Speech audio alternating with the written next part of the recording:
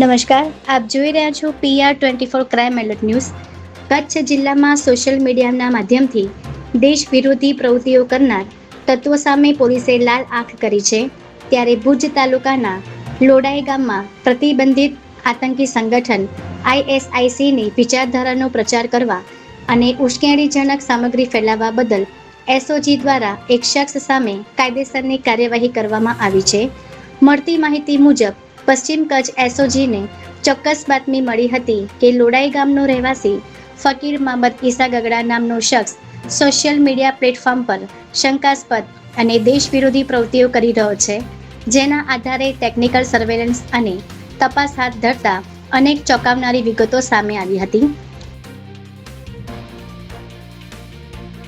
Police તપાસમાં સામે આવ્યું કે પકડાયેલ આરોપી છેલ્લા 4 વર્ષથી સોશિયલ મીડિયા પર સક્રિય હતો અને આતંકવાદી સંગઠન ISISને વિચારધારાને પ્રોત્સાહન આપતી સમગ્ર શેર કરતો હતો।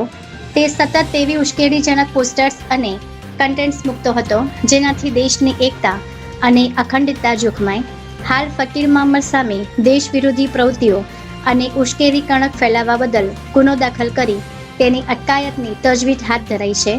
ત્યારે આ શખ્સ અન્ય કોના સંપર્કમાં હતો અને તેની પાછળ કોઈ મોટું આંતરરાષ્ટ્રીય કે સ્થાનિક નેટવર્ક કામ કરી રહ્યું છે કે કેમ, તે દિશામાં પોલીસે તપાસ હાથ ધરી છે। જય હિન્દ, જય ભારત।